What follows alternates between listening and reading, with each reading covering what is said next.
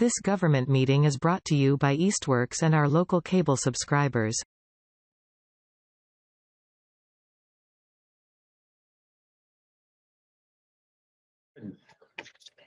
Okay, good morning, folks. My name is Joe Banis. I'm the chair of the Board of Directors of the Council on Aging, and I'd like to welcome you all to this meeting.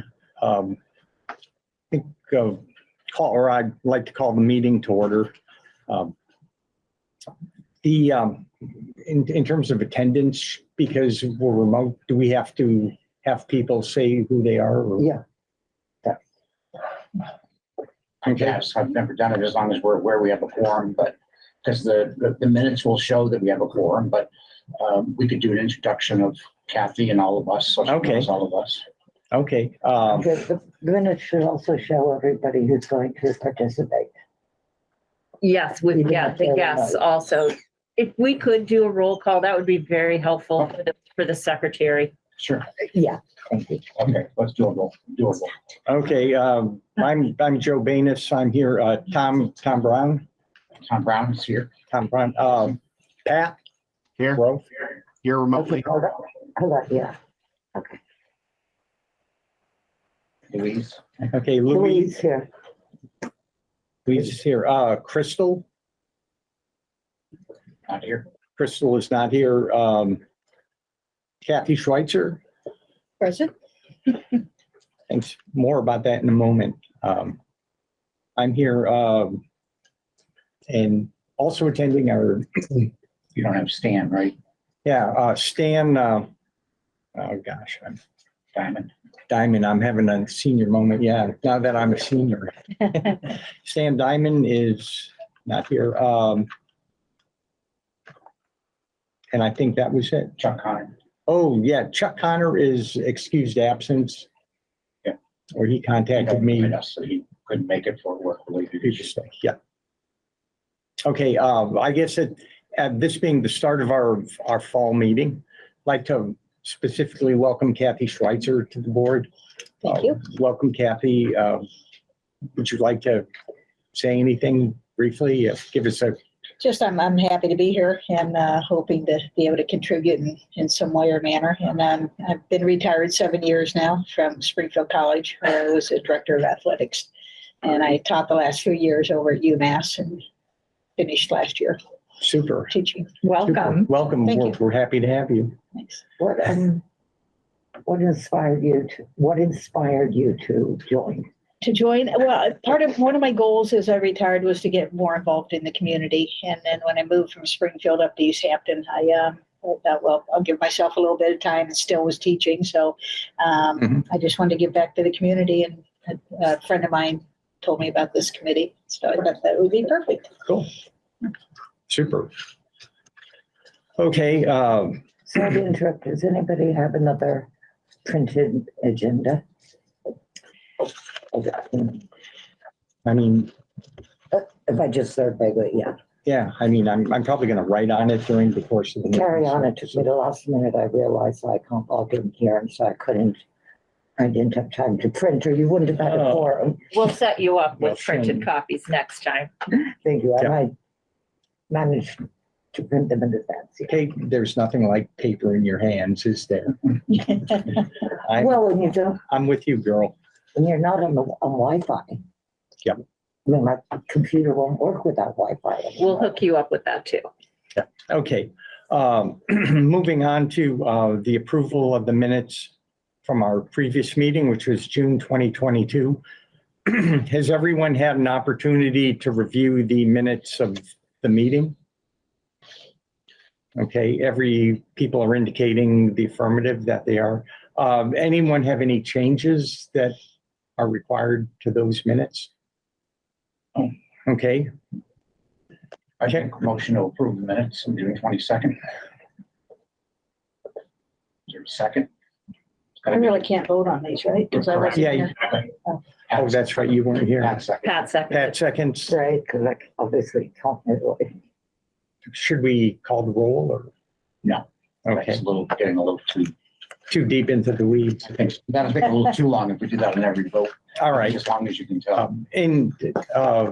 So we have a motion on the floor to accept the minutes. All those in favor say aye. Aye. And Opposed? Are none? Okay, the motion has been approved. Louise. The minutes have been, I'm okay with it. Okay. the minutes are good. Okay, Yeah, I've lost minutes. moving right along. Item 3 is public speak. We've got a number of guests in the room. So I would say, folks, would like to speak, this is your time. We're all here from the fringe and we want to hear what's the feasibility study and everything. We're here to find out what's going on with our building, Oh, okay, which is council on aging. the old PO, okay, all right. And you are. I'm Mary Morris. I'm the treasurer. I'm Leslie Button. I'm the secretary. Sandy Eddy. I belong also. Great.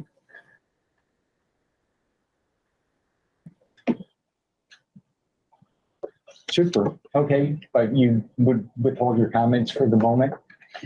We will, as I say, we just want to hear Just what's want to see happening with what's going our building. You're not required to speak. You're okay to be here. It's okay, yeah. Afterwards, you know, No. I'm just saying No, you don't have to, don't feel like you have to speak. And they can ask questions during that item on the agenda or no? They can, however, the board or chair is not required to respond. They can make statements, ask a question, because there could be something that comes up that we need time to research to get back. So as you would see in a city council meeting, people will get up at public speak, make a comment, ask a question, and we just take it into consideration and hopefully try to answer it. Becomes part of the record. Exactly. Either answer it directly at another meeting or get back to them in advance of a meeting. But You can't actually respond at the meeting. Right. I mean, somebody might say, what about this intersection that actually it's been dealt with, but the councilors can't respond. you typically won't respond. Okay, And I was also been at the Commission on Disability, and like you said, the chair does not have to recognize you. Right. But they're very participative, and it's really nice. okay. I mean, the council counter, they never get anywhere, but I think. Okay, so welcome thank our you. guests. Yeah. We hope you find this interesting. Sort of, we hope so too. Item 4, the acceptance of the ECOA financial report. There is no ECOA financial report due to a staff shortage. However, I have reviewed the expense control report from the auditor of the city portion of our budget, and I can report on that. Let me get that out. So no, there is a financial report, just not on every revenue source. Okay, so. Okay, All right, so, and I'll get you all a copy of this after the meeting. So this is, Kathy, what it looks like. Expense control report. In our case, it's simply the staffing that is the city portion. There was also a purchase of a copier, which has been purchased. Our total for this year from city funding was $229,424. The positions are my position, full-time director. We've expended the amount we should have expended by now on that. The full-time permanent positions, the full-time outreach worker left in August, so we're under on spending. And the other new full-time permanent position of principal clerk, we're in the middle of hiring, so nothing has been expended there. So we're under in our expenditures there. The part-time clerk, our morning paid receptionist, we're where we should be there. The part-time permanent outreach worker, drivers, and part of our activity coordinator is on here for the first time. Just part of it. The rest is on the formula grant. That is slightly under because the activity coordinator position is going to be eliminated soon if city council approves the new position of program manager. which is on the agenda tomorrow night to go to then to go to committee to discuss that. And that'll be a higher, 2 steps up in grade. So it'll be a higher pay. So that's why we're under in that line. And then state travel, we haven't been able to do any home visits because of our staff shortage. One outreach worker resigned, the other outreach worker has been out, is just back now. So we're basically where we should be for this point in the year. And I don't anticipate any issues. Just like last year, just to let you know, because it takes time, there's transitions between people leaving and hiring people, then there's funding left in their line item, but that can be applied to the staffing costs overall. It doesn't mean the COA doesn't need that money. It means that we're having unintended transitions between staff. Sure. So that's the expense control report, which represents the city budget. Any questions? I do have a question. The data that appear in that report are as of what date? Okay. The end of Well, August? Or exactly, the end of August. And so it's been another 3 weeks since then. Yeah, so. Do you look, so in terms of finishing the fiscal year, which your fiscal year ends in June, correct? Correct. Okay. We are basically on track. Exactly. That's why we have Okay. a % expended balance, and I can tell where we should be by now, just based on where I am, because I'm the only person who's like been showing up every day besides our part-time clerk. And just to let you know, we did approve our part-time, not clerk, office aide, clerical, it's abbreviated, but it's office aide. We did approve her through the end of October to work additional hours because she and I were floating the boat for so long until we get that full-time clerk in. And I'll just say, in this section, that I had promised to give you a budget that instead of just being the city funding budget, accounts for all revenue sources. Grants and such. As soon as we get that clerk, I'll have the time to do that. So, or as soon as we get that person trained. So I would expect that probably at the October meeting. We'll try for that. Okay. Okay. And Cindy, Joe, I'm always confused about that financial report. I know it says action, but I thought we changed that a while back to just say it was informative. In other words, we don't need to vote. We don't, yeah. Correct. Approve it. I don't know why it still says action. It could be that I used an old agenda template. Louise, if you could put in the minutes that this was an inform, not an action. Right. Or an update, whichever. Yeah, just an update. Yeah, informational update. Okay. Yeah. Good. Okay. And that's any other financial stuff to cover? No. We're good? Okay. All right, moving on to item 5, Highland Valley Report. Pat, I think you're up. I am. I'm trying this little pause button thing here that makes it on mute all the time. So I have to remember to hit the little button here to talk. But unfortunately, I missed the last meeting. I was actually out that day that they had the meeting, so I don't have anything to add at this point. Okay. Could I be recognized? Absolutely. Chair recognizes Cindy. Okay. Pat and board and guests, I just thought you should know that we did meet with Highland Valley, and the staff of the COA and the health department met with, let me admit, Stan.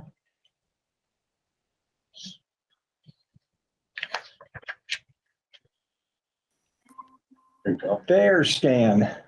Good morning. Good Morning. Now that you said hello and Louise records your attendance, could you mute yourself, Stan? Okay.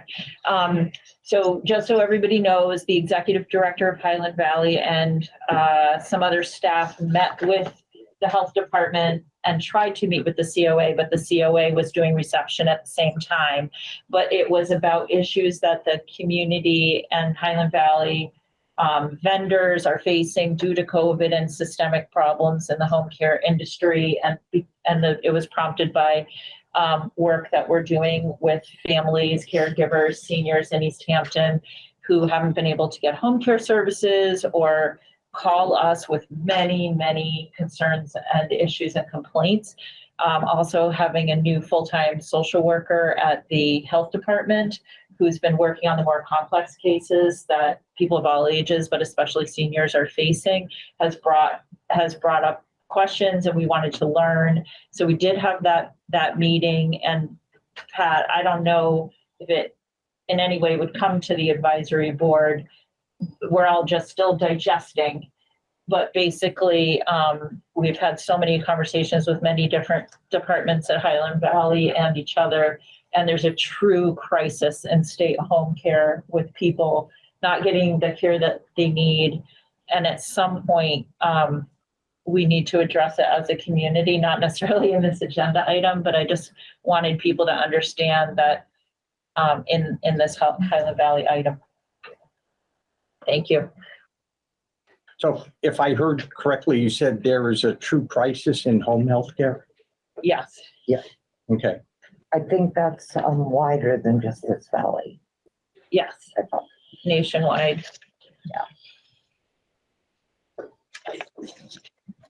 Thanks. Okay. Okay, nothing further no further comments on Highland Valley? Okay, item 6, the director's report and forum update. Okay. Take it away. So our other items on the agenda, we do have the building study, and we do have, okay, so I'm just going to try to focus on other issues, primarily staffing. So I already mentioned that we've been short-staffed, that we're in the middle of hiring.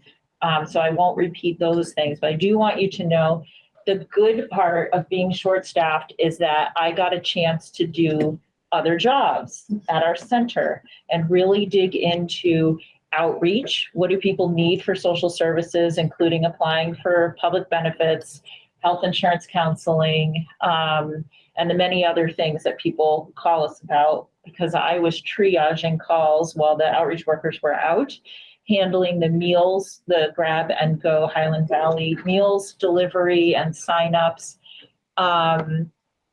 and working closely with volunteers, staffing reception, doing even more transportation coordination.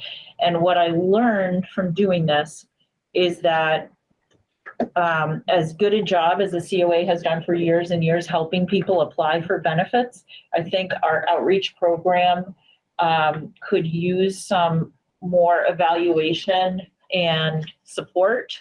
So Linda and I, of course, will be Linda Talbot, who is our part-time outreach worker, our new full-time outreach worker, and I will be working with a team to evaluate our outreach program related to what are all the other organizations in the community doing for seniors, what is our special role, and where are maybe things, where could we either improve or enhance. So I'm going to put together an advisory group of people who have done this work, this exact work before. So Crystal Cody Stowe's board member offered to be on that from the board. Gliffy, who teaches Healthy Bones and used to be an outreach worker, offered to help out. I'm going to tap Haley Gliffy. What's her last name? Ennis. Glafira Ennis, E-N-N-I-S. I'm going to tap Haley Wood who has already been helping me somewhat, and some of the other directors in Western Mass. Haley used to be the full-time outreach worker at the COA. So we're going to have a wealth of expertise to, while we're training a new outreach worker, help us make sure that we can do what we say we're going to do? Do we have the resources, the staffing to do it? And then, and also what should we be doing? So when I arrived, I was under the impression, based on my previous experience, that mainly what we did in outreach was public benefits like fuel assistance, food stamps, and so on, discounts, Shine health insurance counseling, and we also, whatever had to do with food, we would help with access to food. And there was a big question, does the Council on Aging do case management? And I think there was some miscommunication around, well, what do we mean when we say case management? In talking to people who used to be the outreach workers, it's clear that we do case management, and maybe people just don't recognize that they're doing it as they're doing it. So the difference would be if somebody says, I'm here for fuel assistance, I'm going to sit down with that person or talk to them on the phone and say, how are you doing? What else is up? Just wanted you to know if you have any trouble getting access to food, did you know such and such expanded their hours? Really, it's more of like a benefits checkup. And then case management comes in. Do you need to continue working with that person to take it to the plate, to see that they actually got those benefits, or to troubleshoot with them, or maybe just to provide some kind of counseling around these issues? So we, councils on aging, interpret these things in different ways. So that's my report on outreach. Any questions about outreach or staffing generally? Not a question, but a comment. I understand the opportunity and the benefit you said you had by doing all these jobs, which is great. But even you aren't Wonder Woman and can't do it, all of that for an extended period of time. So there may come a point in time where we have to say, because this is not an Easthampton issue, it's a bigger issue than that, where we have to say, here are the, we have to prioritize what we can do and say, so we normally do all of this, but right now we can only do this. So if you call for A and B, we can do it. But when you call for C and D, I'm sorry, but we're not going to be able to do that right now. And just as an example, what's going on around us, last weekend, there was not a pharmacy open in Easthampton or Southampton because of stuff going on with staffing and or roof problems or what have you. Nothing they could do. They just pull the gate down and say the pharmacy's not open. So people have to go to Plan B, or we may have to pull the gate down someday and say, I'm sorry, not that we wouldn't be open, Right. But we can't, if there's 22 things we do, we may only need to do 4. Right. Because I would be concerned in the back of my mind about your own burnout, work-life balance, all that stuff. So Yeah. And just for an example of what Tom's talking about, there's ways to pull down the gate partway. So for example, another town, city, told me that, well, I said, do you help people from other towns and cities in the area? Because I constantly have people calling me. I'm in the middle of helping them, and it turns out they live in Holyoke, they live in Southampton. Yep. We're apparently very popular, which is great. And so what I learned is that a lot of seniors will just call every council on aging till they get a live person, just like they'll call every extension till they get a live person. And why not? You need help today. Okay. Or people don't think like that. I've had somebody who lived in Florence and she connected here just because geographically normal people don't think in terms of political boundaries. Right. And so for me, I'm just going to help people on the phone at least the first time, and then I might redirect them so this other town said, actually, we don't help people with outreach issues from other towns. We had to stop. So that's something we could evaluate. You know, do we act sort of regionally in some ways maybe, but in other ways we need to say this is just for Easthampton residents, and then redirect people. I'm not sure what the right answer is. Well, I'm not aware of a town or city around us that does not have a senior center. So if they can't reach theirs, it may be for the same reasons, staffing, what have you, hours of operation. I think those are times where we have to pull the gate halfway down and say, we have to focus on Easthampton residents. We know there's a senior center in Holyoke, Westfield, Northampton, Southampton, Hadley. They've all got a senior center. If they're not answering the phone, with all due respect, it's not our problem. And we love you all, other towns. But staffing is an issue, and it's an issue for all of them. Do you know that to be the case for all these surrounding councils on aging, your counterparts? And is everybody in the same boat that you are? Some councils on aging have no full-time staff. Some have no outreach workers at all. So everybody's in a little bit of a different position. Is this because they're vacancies or because? No, because they're not funded. No positions, no funding for positions. And remembering that the formula grant for seniors that comes from Executive Office of Elder Affairs, the formula is $12 per senior per year, and not necessarily the current population of seniors, but whatever number they're using, right? And so that amount for Easthampton is only like between $40,000 and $42,000. So when you look at, so the city's putting in that 200 and whatever I said, thousand number, mostly into staffing. Some of that formula grant we have to use for staffing, but a lot of it has to be used for our activities and programs because the city doesn't fund those. Although we do take in fees, and we can fund those. That's in our city accounts. So everybody uses their money differently. So just keeping in mind, but also when I think of Easthampton, I think of us as we provide certain services. We've traditionally provided certain services to other towns. For example, our fitness gym, you would just pay a slightly higher fee to use our fitness gym if you're from out of town. And we have room for other people, so that works. I think it's a case-by-case basis, and we need to continually evaluate every few years. So with outreach, maybe it's not an emergency, but maybe at the end of the year, we could evaluate and see where we're, I don't even know for sure. Are we tracking where people are from with every call? And the last thing I'll say about outreach is it's been so busy. Reception and directors' desks have been hard pressed to get every single call, every single walk-in into the database. I can tell you I've probably had 100 calls that I haven't logged in the database because it's happening while I'm doing my other work. And so that's a big problem. And I'm hoping that once we get the clerk, this will relieve us, in a certain way. We can hand all our chicken scratch to somebody, and at the end of the day, they can just enter stuff in. So, there's a member of the public, their hand up.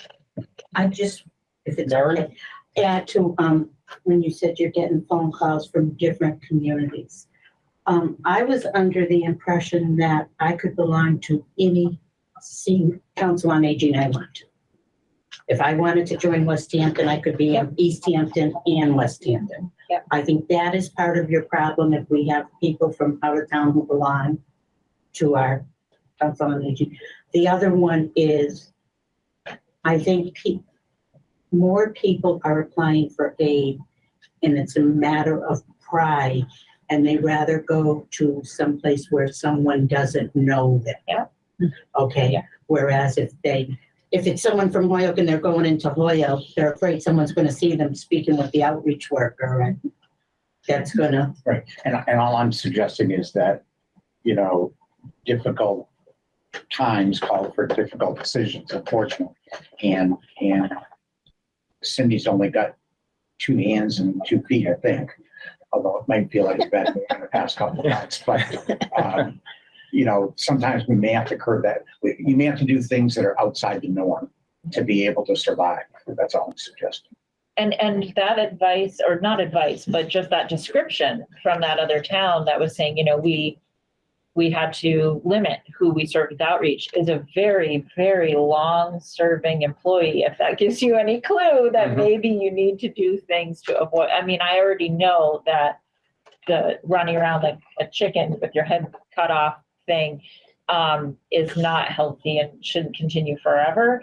But I'm coming up to the end of my first year. And so, just to continue this theme of staffing and the director's report, we can talk about my position, just obviously still learning, have taken on a lot of new things I never did before, like managing a transportation program, for example, would be the biggest one. Managing this many humans, both paid, unpaid, and senior tax work off. So I manage I've lost count of how many staff, but it will be somewhere around, I think, 8, and then at least 5 senior tax work off, and then at least maybe 10 volunteers, because, you know, we don't have a volunteer coordinator, so I am the volunteer coordinator. So I am managing many, many people, and one of the improvements I would like to make once we have more staff is to carve out time for supporting them, evaluating them, communicating with them more, having more staff meetings, and having goals and benchmarks for them. That's a piece that in a lot of nonprofits anyway, doesn't get dealt with in a timely way. And we really do, as a municipality, have a responsibility to have a strong workforce. That's what you're paying for as taxpayers. So you can't have a strong workforce without a director to provide that support. And so that is my goal for year 2. And now my director's report is done. Can I ask? I don't know where it goes in. It's a small question, but do we still, what's the word? Loan equipment? Medical equipment? Yeah. Yes, we do, but that's got to be a topic for another time because that program needs a total review by the board. Totally. I just wanted to know if we were Yeah. doing it, and I'll look up where it seemed to say we weren't. We are doing that. Okay. Just another question. You mentioned at some point we may have to limit ourselves to that which we do well. What do we really do well? I mean, what's our distinctive, or what's the Council on Aging as an organization? What's its distinctive competence? What does it do really well? Well, I didn't hear from anything that anybody said in this meeting that we should only do what we do well. What I heard was we need to contain what we do, Well, I guess and we need to do some of everything. I know that, but But- my question is, what's our distinctive competence? I think, okay, I would say one is transportation. Our transportation program is beloved. The people feel taken care of. They feel that they've had personal service. They are a little bummed Mhm. that it's more limited lately, and certainly they've shared their complaints with the mayor's office and with me about, you know, the limit that we put on it. And what we used to do really well with transportation that people miss is recreational cultural destinations that were affordable. So not renting a bus and having people pay, but taking people on city transportation with city staffing very affordably to destinations where typically people would only get out to go grocery shopping or to the doctor or what have you. And that's worsened with COVID. So we didn't bring that back after COVID because that's not in the current transportation plan.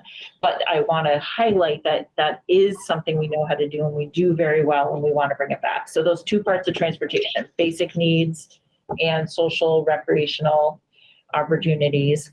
And then I would say the incredible programs that Dawn Gratian Moore puts on. You know, I know they run the gamut for different generations, different interests. And right now we're hard up against the change. There's the quote greatest generation and the boomers. Okay. And what the other directors are saying is that in this 2+ years of COVID, the change that we've been through in terms of how COVID hit senior centers, the decline in attendance, the changes to the kind of programming you could do, and the need to figure out new things to do is the exact same issue we were going to grapple with over time between the greatest generation, the boomers, and then Gen X. The changes in programming that we need to make to stay current. And so what is being said, this is said by Sarah, the West Springfield Senior Center Director, we aged 10 years in 2 years. That incredible sea change is happening now. And I want to say that Dawn, as activity coordinator, has just taken that on and it's been incredible. And that's one reason why we're going to change the position to program manager, is because she's done a wonderful job of responding in the moment and maybe like a few months ahead. We need to have a position that works with me to plan longer term so that we aren't responding in the moment but we have a strategic plan around these programs and activities so that people want to come here at younger ages, but then we're responsive. Are they looking for jobs? More than they're looking for knitting or a trip? Let's respond to that. So I would highlight that as, even though it sounds like it's in flux and it's not obviously not perfect, because we haven't figured out how to get everybody back in with COVID, and those changes. People tell me every single week how wonderful a job she's doing, how much they appreciate the activities. Even the smallest things like the meditative postcard coloring has made a difference to certain individuals' lives. Not to disagree with that, but I'd like to point out, I saw this coming and we have made it. Greatest generation, fresh from watching online the Queen's funeral yesterday. That's like done.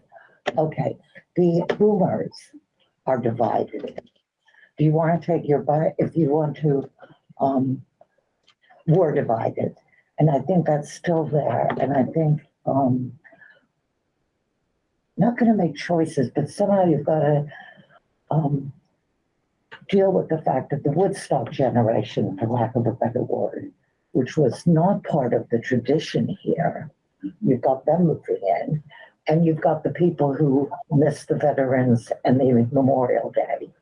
I mean, imagine that 40, 50 years, well, he's a boomer now, but 40, 50 years from now, I don't know what, you've got the Trump people and you've got the Biden. You've got a very mixed group. And I think that at some point, I don't want to jump ahead, but I mean, senior centers also known for being welcoming to those who fit in with traditional and not being welcoming to those who don't. So I just think that should be part of not the discussion. I think how you describe the change you've done in transportation is exactly what I was talking about of setting the priorities. So in a perfect world, we would take people to all these cultural, social events, but you had to cut it back because of staffing or what have you. And so now we're doing important things like shopping and medical appointments. That's the kind of thing you might have to take a look at throughout the entire organization. What is it we have to do versus what is it we would like to do? Yeah. Until your staffing gets to a point where you can handle and bring that stuff back. Yep.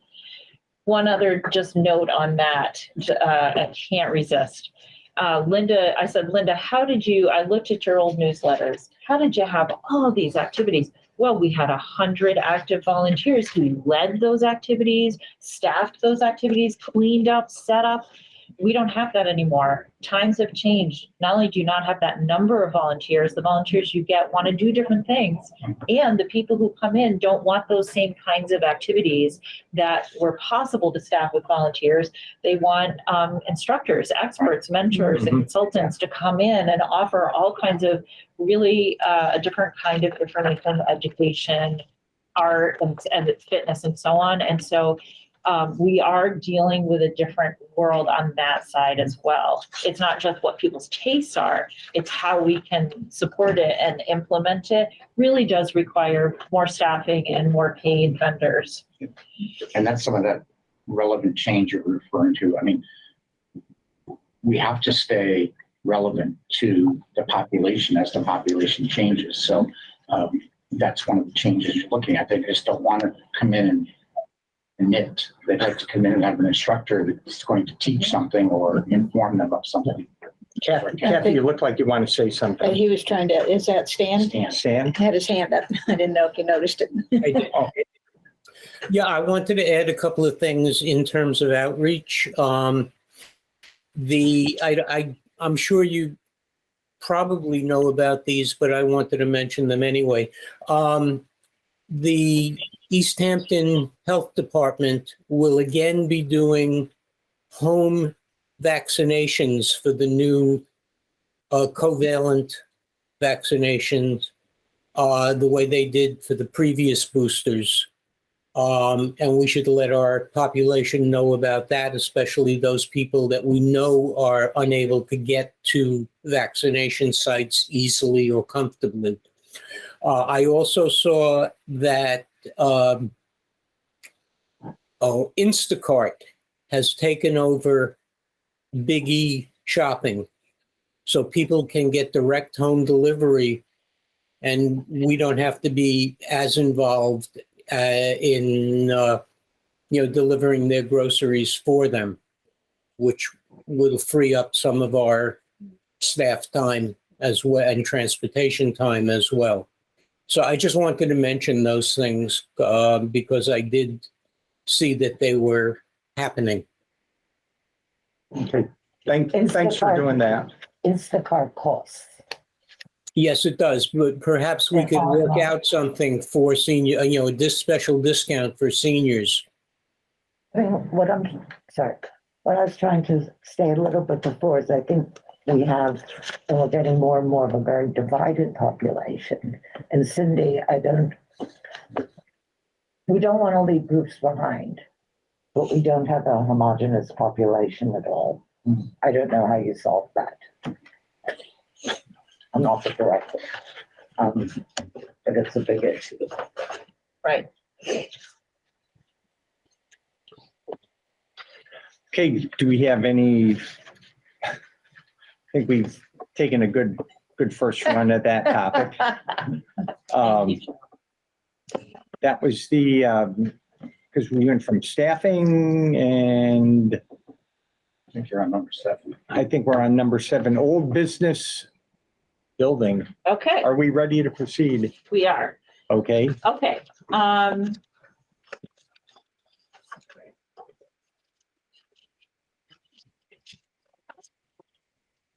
All right, so board members received the following that they can look at after the meeting, and any guests that are here, and I'll post on our website. I need to create a section of the website where I can do this, so it might just take me a week or so.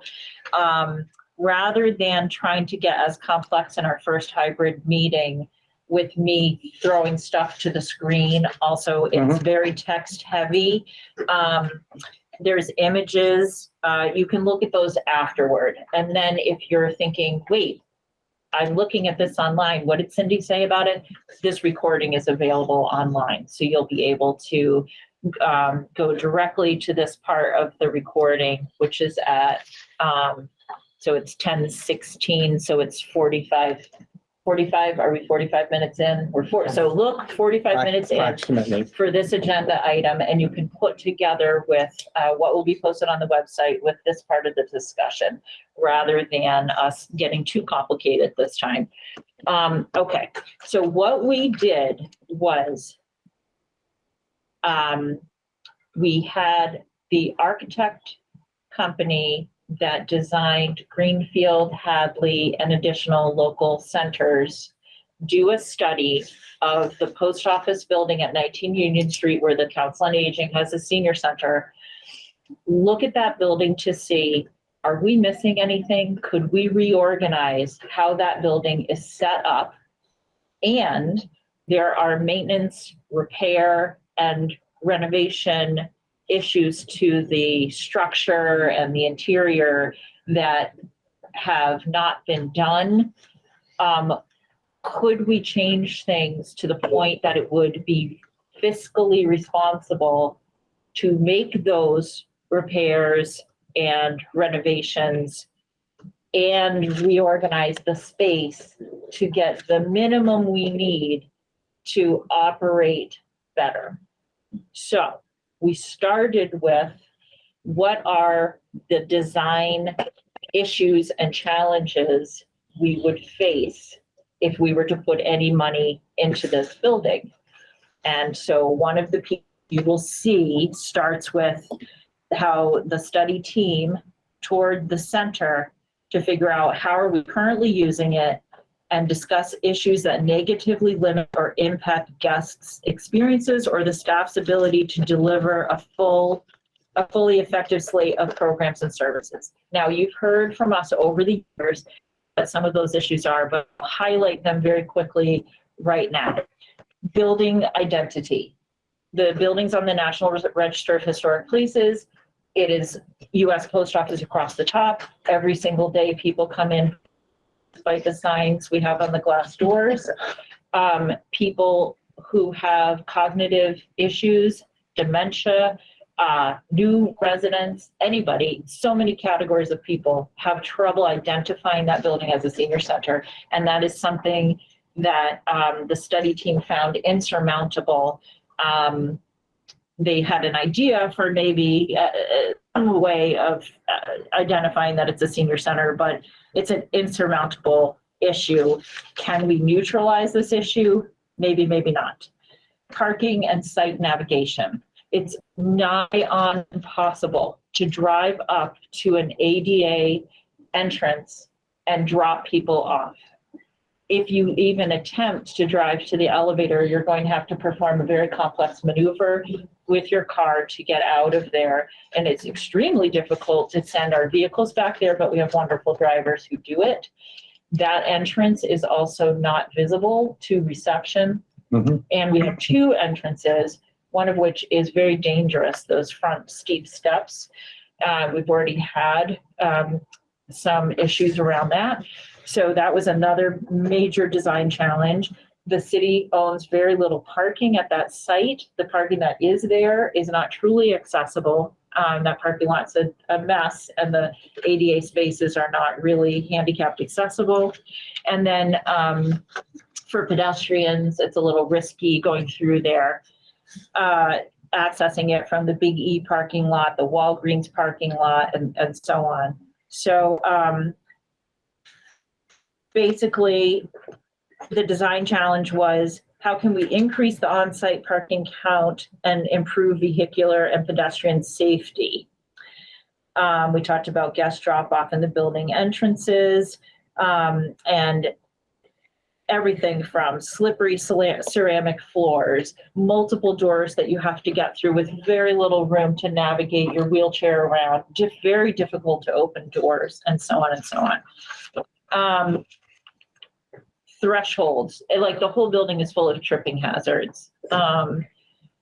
Now, also just to note, something I never even thought of until we had this study, that elevator is not protected from the elements. Imagine how long it's taking you to try to hit the button, get your wheelchair to this tiny tight vestibule, get the elevator when it's pouring, when it's snowing. Right near there's a roof drain that shoots water right into the parking lot and sprays near there.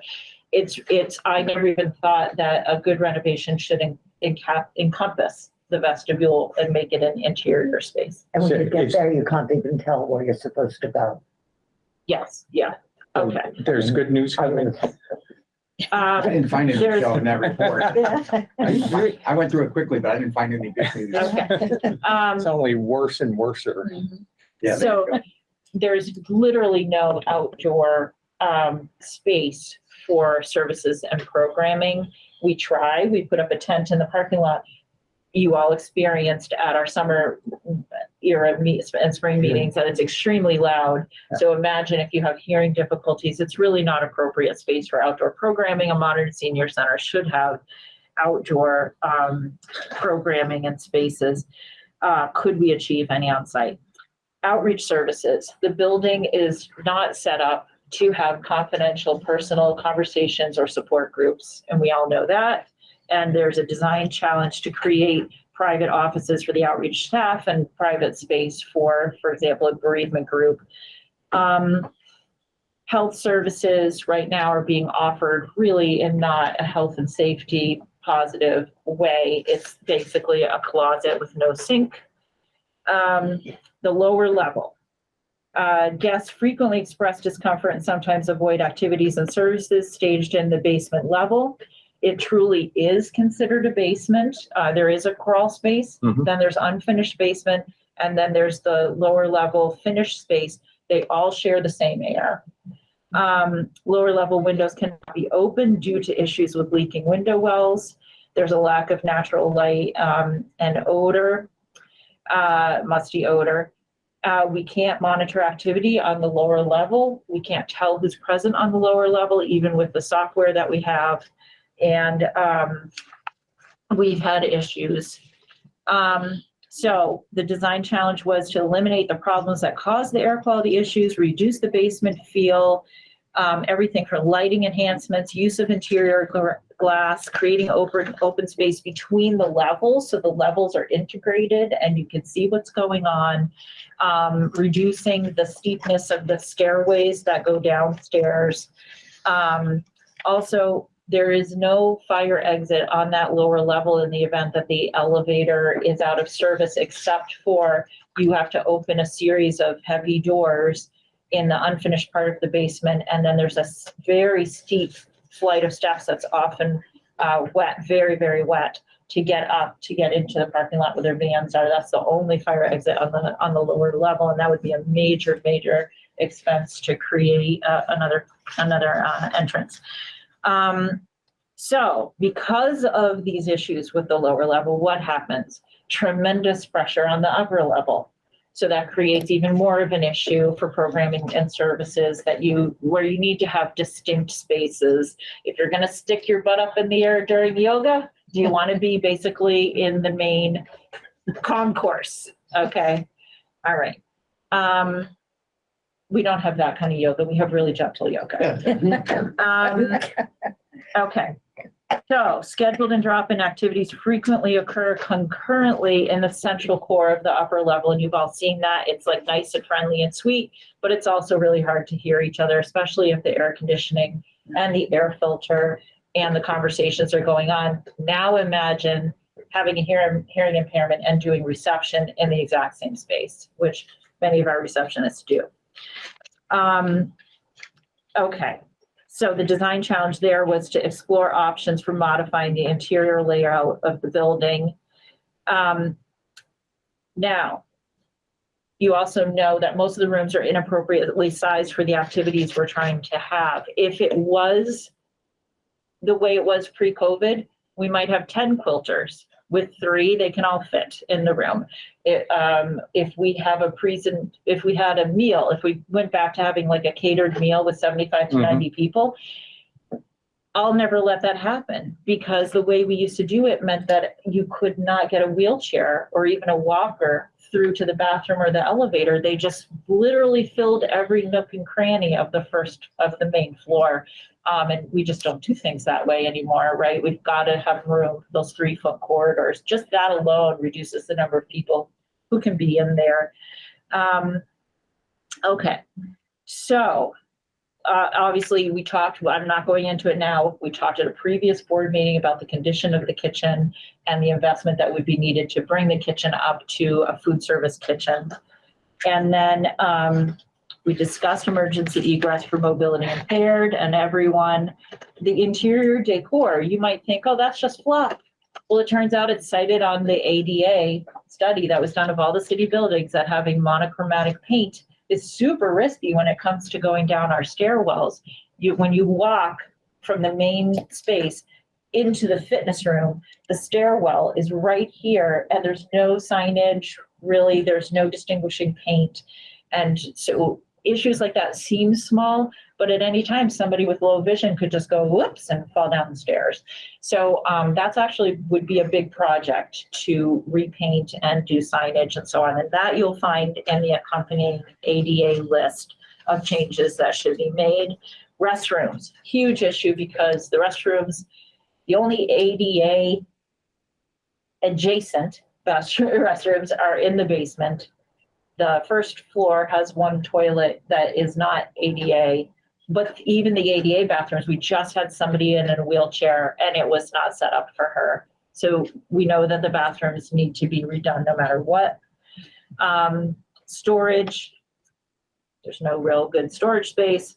And obviously, as Stan and I have talked about in the past, setting up AV needs for the audiovisual needs for the modern era. That's actually would be a big significant project and would need to get integrated into the various spaces so that you're inclusive with all of your programming.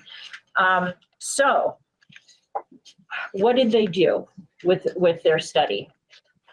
They did architectural renderings of how could we, if we improved the basement, if we could get the basement separated from the lower level finished space, if we had control over the neighboring parking lot enough to create a way to drive through that Big E's extended parking and then change things so that you drive through and continue over to the senior center back entrance where the elevator is. And then if you had a curb cut onto Union Street, so now we have our own easily accessible drive through to drop people off and so on. That was how they thought they could at least improve the building approach and issue. It would eliminate our current parking though, because that would become our driveway. So we would be totally dependent on Big E's for our parking. Union Street already has a whole city plan for reconstruction that does not include a curb cut at that spot. And really the whole redesign of the building is predicated on having one main entrance, having that entrance be handicapped access, ADA, and having it be a drive up. And then secondly, when you enter the building that way, that instead of taking the elevator either to the lower level or the upper level, okay, and having these very steep stairwells at each end of the main space, you would change it so that when you exit the elevator, there's one of those up-down stairways right there. Lower level and upper level are integrated. Reception is right there at the main entrance. You can see everything that's going on.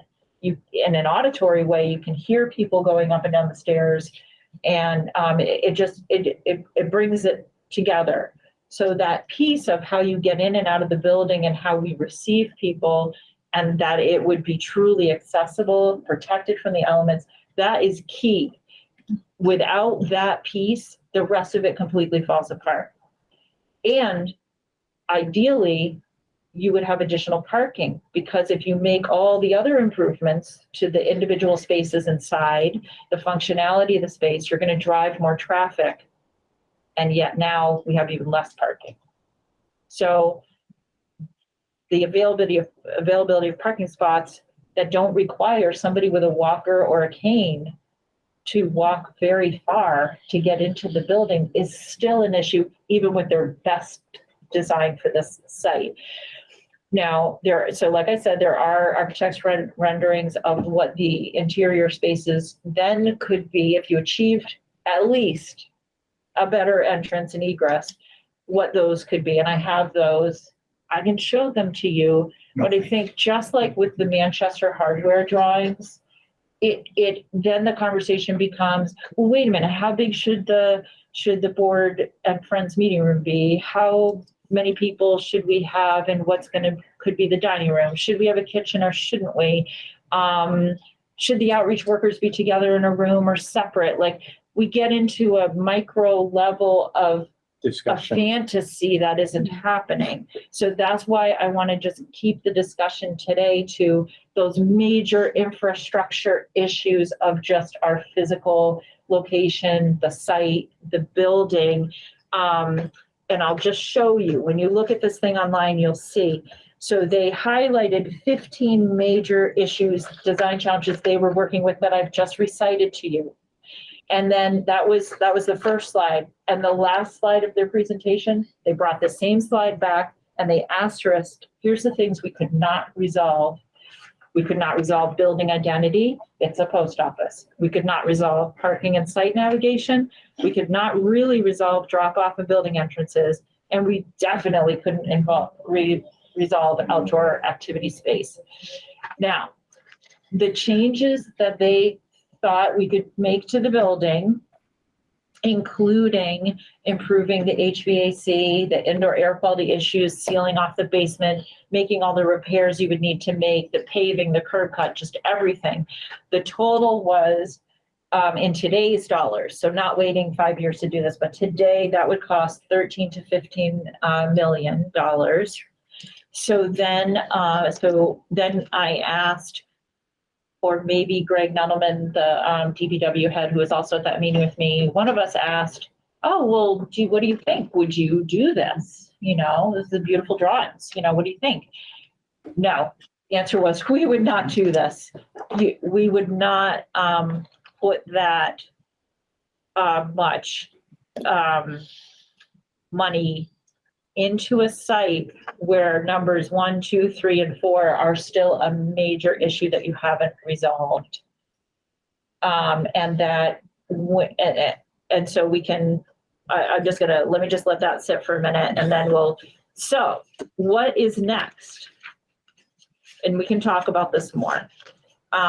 So next, everybody has access, but I emailed it to the board and I'll put it on our website. The section of the ADA study that was done on the senior center has a wonderful list of what are all the things that, regardless of major renovations, that we should do to make the senior center more accessible.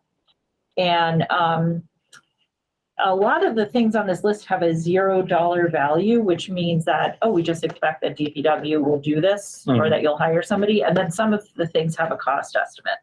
And so keeping in mind that many of these things are $0, the total for these is just over $100,000. And that includes ADA bathrooms, directional signage, paving the parking lot to fix the grade and make accessibility lanes for the fixing the doors so that they're easier to open, and door hardware thresholds, protruding objects, and all those things, having clear widths. We really need a drinking fountain that is accessible to everyone, like the new one they have here. The fitness room egress is really just an industrial ramp. And so those things, it was very helpful to have that done, because that could help inform what do we at least do next while we're hanging out in this building. And then the last report that I'll share with you as soon as it comes is that the Department of Public Health came and did a walkthrough with the indoor air quality experts. And that was prompted by how musty the air gets, especially when it rains. And there's also a very strange odor in the fitness room that I always thought was just from cleaning the fitness room. No, it's mold probably, but we're waiting on getting that report. And it was so wonderful to walk the building with them, because structurally they were looking at the building and saying, oh, okay, so here's where the rain comes off the roof. That's why these walls are eroded here. That's why the parking lot floods, et cetera, et cetera. So I think, so then my next step was I met with the mayor and Greg Nettleman, DPW, and I presented them with a list of what I think are at least immediate repairs. Maybe some things are considered renovations, like ADA bathrooms and the HVAC, and just ask them, what do you think about all this from the building feasibility study? What are our next steps? And what do you think about these issues from the ADA study, the coming information from the indoor air quality study? The mayor highlighted a couple of things. Like, she thinks we should get a new HVAC system that's energy efficient and also will be better quality air, and then people can hear. When the AC is on, you cannot hear. And that the bathrooms, we need to have accessible bathrooms in better shape. The estimate on those is somewhere between $250,000 and $300,000, all said and done between those. We have many other hot pressing issues. So I'm going to be submitting, I submitted my whole list to that office, and we can try to pick off what can we do in FY23 and maybe 24. Before I open this up to questions, I also want to say that for a next step, when you've done a building study like this, so this building study, it costs about $30,000. It's been, I'm not sure, but maybe like $125,000. We might have also been able to look at what else, compare it to other possibilities. Or another project could have been, let's really get down into what things should you do in this building if you're here, say, for 3 years or 5 years. That would have been a separate project, which I actually didn't really understand until towards the end of this. So the next step is that the board should have frequent discussions about what is the need of seniors for programs and services and for a building, that the board can have those discussions and figure out what it wants to do. So not to feel hopeless from hearing this, but to take action through discussing and visioning. What would you want a building to look like? When I was hired, we were moving into Manchester Hardware. And the difference was that we would be renting. It would be what they call a vanilla box. So just a white blank space on one floor. And it was attractive in that you could kind of set it up. It was going to be smaller, but you could set it up maybe a bit more how you needed. In the end, I'm glad that we didn't move there because A, it would have been smaller. B, there wouldn't have been windows.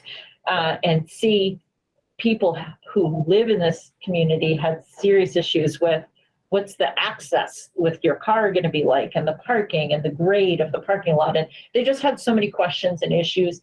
It wasn't going to be the ultimate solution.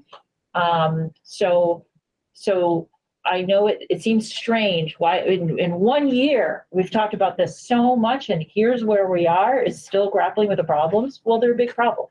So now I'll be quiet and people can ask questions or make comments. Joe? You don't have to call him if you don't. Chair recognizes Tom And then Stan has his hand up. and Stan. So Tom, Joe and Cindy are aware of my position on a lot of this because there was another process at work here at the same time, which was the potential redevelopment of the old schools in Easthampton. And some members at the city level thought that one of these schools might work for a new senior center. And I happened to be at that meeting and it just hit me out of the clear blue. And I hadn't even really prepared any comments, but I've been on this board for 36 years now. I was brought on as a youth representative. And in 36 years, we've been in 4 locations, all of which were a former something. Former mill building, former post office. Believe it or not, when I joined the board, the office of the director was in the current senior center on Clark Street. And so I said to the city council at that meeting, the last thing I want to do is have the council on aging go into another former something with concrete walls that you can't move, that you're limited as to what you can and can't do. And I would venture a guess that the required enhancements to an old school would cost as much as the numbers Cindy threw out to revamp the current location. And I said to the city council, public meeting at that point, I, for one, am going to hold out for a brand new, built to be a new senior center. I can't tell you where, I can't tell you when, but that's what I'm holding out for. And I'm counting on that happening in the next 3 to 5 years. Every community around us has done it or is in the process of doing it. You can't find one, to my knowledge, in a certain radius around us that is operating a senior center, maybe Amherst, in an old something. So it's time for the city of Easthampton to get from the ground up constructed to the specs that a senior center should be, a senior center. I just heard Cindy throw out a number I hadn't heard before, 13 to 15 million for the repairs and renovations to the current building. 13 to 15 million. That was before you got into the HVAC and all that stuff. I have it on very good authority that most senior centers around us that are being built and what we could build in Easthampton would be somewhere between 15 and 20 million. So what do you want? A renovated, no matter what you do, you're going to end up with a renovated post office. Okay. That has many of the restrictions still built in. Yeah, they said there were items 1 through 4 that could not be fixed, no matter how much you spend. So there's some things that I think this board can do to begin to work towards that. And we would need some guidance, probably from the city planner, but knowing, having, and Pat lived this as much as I did, going through the process that we just went through for the new school. And that process was a little more cumbersome because we were dealing with reimbursements from the state. But from the time that committee was formed to build the school till the time we cut the ribbon was 7 years. I don't believe this will take that long. But the process is, and Cindy hit on a bunch of it already, identify the needs. What are the needs of a senior center today? Build the case. You just did. Build the case for why we need a new senior center in the city. And it's not just the restrictions of the building, but it's the needs of the seniors and that growing population in the city. It's not going to get any smaller. Then stealing some thoughts from what we did with the school process, there was a visioning process. So you start with a blank piece of paper. You put as many people in the room as you can fit. And I believe they actually hired someone to run that process. A facilitator. Yeah. Thank you. Yeah. And what do you want to see in a new senior center? Plenty of parking, one floor, you know, this is your dreaming opportunity here. What do you want? And after visioning, it's feasibility, it's design, and then construction. I think the city of Easthampton could do that in the next 3 to 5 years. I think we just have, Pat, I think we just have to get a little bit away from the sticker shock of the new school. And I'm not aware of anybody in the city of Easthampton that's lost their house because of the increase in taxes for the new school. And the cost of a senior center would be a fraction of that, a small fraction of that. Last thought, I would not put any more, I would not put a nickel more into this building than we have to keep it going. I wouldn't put a nickel more into it than we have to keep it going. Why are you looking at me? I would, I'm advocating for them who have to breathe that air every day. Here, there are some things we need to do. I'm the sorry. caveat was, other than what we need to do to keep Other it than going. what, yeah. Okay, I wouldn't put a nickel more other than what we need to do to keep it going okay. for the next 3 Say to it 5 years. again. Say it again. I wouldn't put a nickel more into the building other than what we need to keep it going for the next 3 to 5 years. How much So, would it cost? for example, we don't need to do the kitchen. I wouldn't put a nickel into the kitchen. Right. I wouldn't, you know, I wouldn't put it, I'd use air filters instead of a new HVAC system. Why would you put in a $100,000 system in a building you might walk away from in 3 to 5 years? What is it we have to do to make the building continue to operate the way it's been operating safely for the clients and safely for the employees? What do we have to do? I'm talking about Band-Aids instead of sledgehammers. I'm going, But the- one But the, question. about hang on a second, but the key would be that in the end, the only benefit isn't going to be just another bunch of Band-Aids. There's going to be a bunch of Band-Aids on the current structure, plus this process and a commitment to move forward to a new senior center. Correct. The two of those are going to go hand in hand to take the dreams away, to say, well, you're just going to have to stay in the old one ad infinitum. I'm Okay. counting on that not happening, primarily because I'll say this in a recorded meeting. The seniors of Easthampton are a huge voting bloc.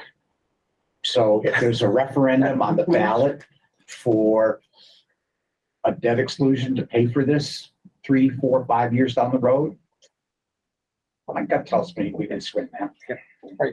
Louise? I'm still absorbing it all, but I've got one big problem. Where would you put it? You said lots of parking. Yep. This is car dependent. As you get older, you can't park. Yep. Even people who voted for it, in 5, 10 years, they're going to find suddenly they can't drive. The more central it is, the more ways to I get there. intentionally took where, I think I said right in the beginning, I think I said, I can't tell you where and I can't tell you when, but that's part of the dream. I mean, there's possibilities that I'm aware of that have close proximity to downtown and would provide everything we need. And is it pie in the sky, wishful thinking? Maybe, but money solves a lot of problems. I mean, Let's do it. one I'll throw out that's obvious today, the Memorial Hall properties for sale, right on the Rotary, that huge, in where the massage school is, okay? May or may not be a great location, but you know how deep that lot is? It's huge. The building looks like that's all you have. That lot is huge. And we don't have to use that old building either. You don't have to use that old building. You start from scratch. The thing I noticed, like right next to there's like some sort of an old wooden building, which seems to be just D&D. I don't even know who owns it but it looks sort of like an eyesore. Yeah. Is that not a possibility that might be explored? Absolutely. That's why I don't want to get into the where, because there's possibilities. Just a time check. Everywhere. I'm just saying. This I is have my stuff 10:49. And And we ended everything because 11. Oh, okay. every time you Do say. you have any? Because parking is Any hands eliminated. raised? We wouldn't do it we wouldn't do it unless we check all those boxes. The boxes have to be what the visioning comes up with. Plenty of parking, handicapped accessibility, one floor. We're going to have all these boxes we have to check. And if we can't check them all, then we go to plan B. And I don't know what plan B is, but I'm trying to get the view from, and Joe, you have folks behind you too. No, the chair recognizes Sandy. Hi, this is my first meeting and I am thrilled. I am thrilled to hear the positive comments about updating our Council on Aging building. It's been a long time coming and I just want to say I'm really excited. No matter how long it takes, if something's in the works, I'm very happy. Okay. Yeah, Mary? I know I had mentioned this prior to this meeting back in the spring with Cindy of the board and the friends working together. I'd like to see that happen because I think between the two groups, your pie in the sky could be a reality, which is what we all want. I think so. And if it is possible for us to work together. Absolutely. The only other controversial statement I'll make is that Easthampton's never had a senior center. We've had senior services we've offered in a building somewhere, but we've never had a senior center in the history of senior center. We've never had a senior center. The other point that you made is, there have been, in the past, there have been all these temporary solutions about, this one here and this one, and nothing ever built as a senior center. And, it's like thinking that something like that is going to work. It's sort of like the definition of insanity, doing the same thing over and over again, thinking you're going to get a new thing unless you really make that push for a new thing. And I think where that comes in and what you mentioned is that somewhere along the line we'll have you separate from you just don't have the whole board working on this. Somewhere along the line you have Patrick, you put this smaller committee together. I mean, the school building committee happened to be 15 people. That's probably way too big for a project this size, but you don't just say let the board work on this because the board has other things to do. You put this other committee, A subcommittee, that begins to work on. Yeah. And it could be a combination of friends and a combination of board members. Okay, I just want to make everybody aware of the time that we're running up. Patrick, did you want to add in? I did, but I'm going to let Stan go first because he was raising his hand earlier, and I don't know if anybody saw him. So go ahead, Stan. Oh, okay. I was going to talk about that, the site on the roundabout. So that was already discussed. Go ahead, Pat. So then I'm just going to add just a little bit really quick. I agree with everything. Well, most of what Tom said. I got to be careful there. I for one have been one of the folks that has in the back of my mind thought about the reuse of one of the schools. And until this conversation today, I'm going to be honest with you. I've been here 25 years, so I'm still a youngster, I guess. But I didn't realize that the Council on Aging has been in all these other places that were like essentially just, rehashing an old building into something else. And I for one, agree 100%. I don't want to ever see that happen again. It just doesn't make a lot of sense. And especially the dollar numbers we're throwing around, it doesn't make sense to fix something that we're not going to fix 100%. We're just going to fix kind of. So I just want to put that out there as well. And and I'm saying that here recorded as well, because I have made comments to people about, hey, what about Pepin? What about, the accessibility, all those things that I thought kind of checked the boxes. I'm done with that. I'm moving on. So I just wanted to say I agree with the group here. And as far as we need a new senior center, and I don't know what the answer is. We're not going to come up with the answer today, sitting here in this meeting. But there definitely are options that I would think that we should be able to have somewhere down the road. So thank you. Okay. I've got about 5 more minutes, so Okay. Cindy or So, yeah, I just want to thank everybody. Thank you so much. There's an important issue with senior tax work-off we really need to discuss, and we only have a few minutes. So what I would recommend is that we reprise our senior tax work-off subcommittee to meet with me, discuss in particular, the issue of income eligibility. This is determined by the executive branch. It wasn't determined by city council. City council passed, approved that we would generally have a senior tax work-off program, but within the executive branch, we can decide what the eligibility requirements are as long as they don't violate the state eligibility requirements, which are pretty much age, residence. You don't even have to actively live in that domicile according to the state. The income eligibility is really limiting what we can do with this program, and I can explain more, and I would like to do that soon. The publicity for the next year goes through October. Application period is November 1 to November 30.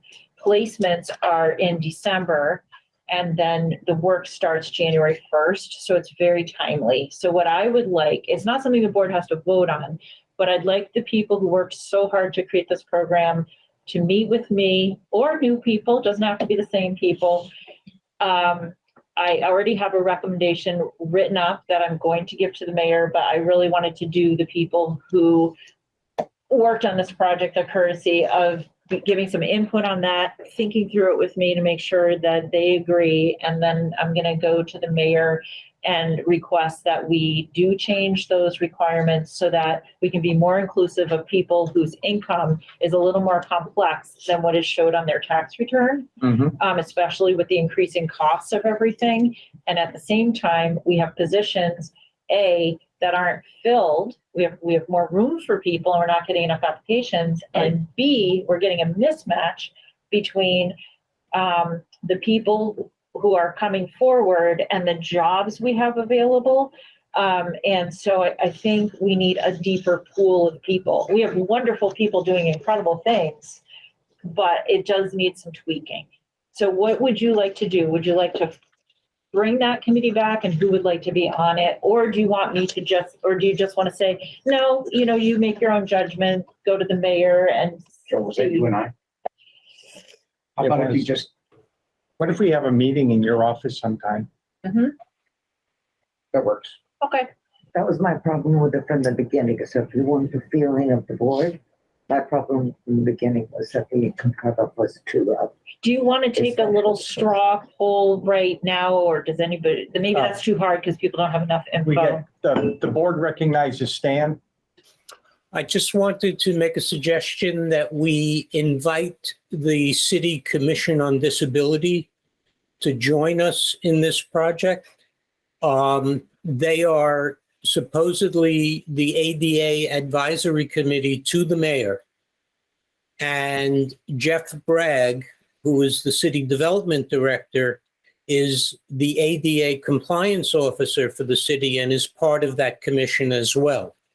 I think this would, sort of bring us additional support from that commission and would allow us to be more involved in city government through partnering with them.